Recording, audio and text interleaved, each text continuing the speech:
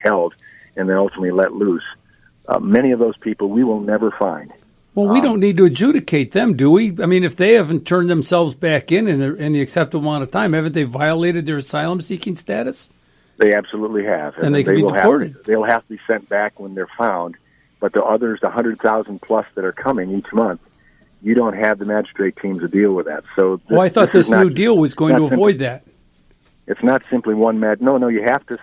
You can't send them back into Mexico to wait the further process until they have seen a magistrate and he has adjudicated or she has adjudicated them. Whoa, you heard it here first, folks.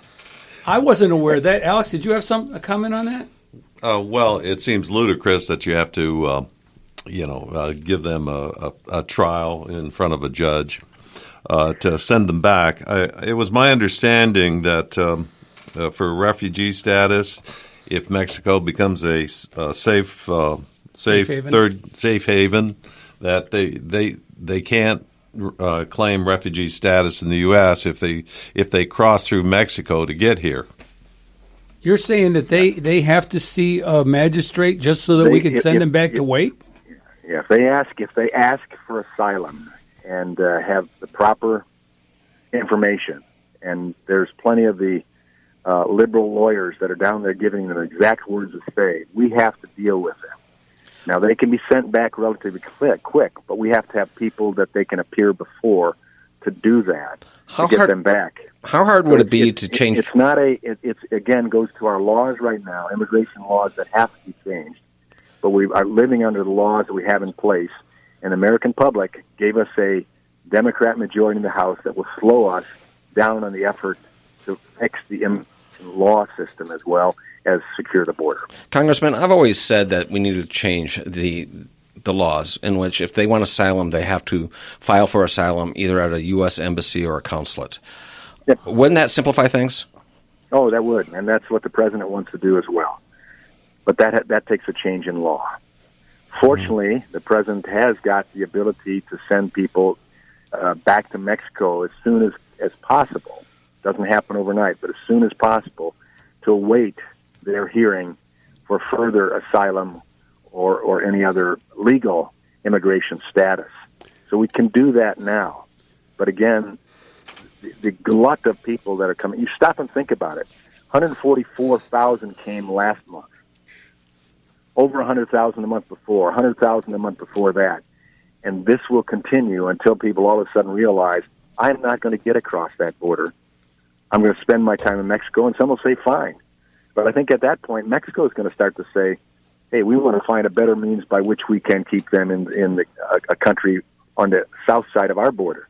So we'll see what happens. But that's the crisis that has taken place, and that is what AOC and Omar and Rashida Tlaib are playing on, that people don't understand this and are going to accept the fact of what the media has reported up until just recently, that there was no crisis at the border. Now they're reporting there is a humanitarian crisis. Are you familiar with Representative Veronica Escobar? I'm by name. I don't know her. She took over Robert O'Rourke, better known as Beto. She took over his district, and so it's been reported in the Washington Examiner that she's actually sent people down to coach people approaching this country to answer that they don't speak Spanish, because if you can't, there's some ruling that says if you can't speak Spanish, then we can't turn them back to Mexico. Are you aware of any of this? I've not heard that. Oh, this is. I just wondered. It's in the Washington Examiner. It says what we believe is happening is Veronica Escobar's office is going to basically second guess and obstruct work already done by the Border Patrol, said one senior union official. Yeah, I wouldn't doubt that. There are members of Congress now that have come here for a purpose, and they are going to try to change the makeup of America. And if you can get enough legals or illegals in who believe that it was Democrat that helped them, they'll vote Democrat. And if, like California, is going to attempt to try to allow non-citizens to vote, you can take over America. And that's where we, who are conservatives, who understand the Constitution and the beauty of American, is legislative system and this election system that gives everyone an opportunity. As long as you're legal, you can vote, and for that reason, then you can alter the way the country operates, but you do it legally. You don't cheapen our democracy by allowing anyone who wants to have an impact, whether they're a citizen or not, have a say in our country. No other country in the world lets that happen. Right. We didn't let it happen. And remember, during Obama's years, he sent more people, deported more people than Trump has deported. So this is not Trump's deal. This began back with Reagan. Sadly, who let 5 million people stay in, thinking that would be the last. Well, it wasn't. Democrats are never satisfied with that, and so now you see what's going on.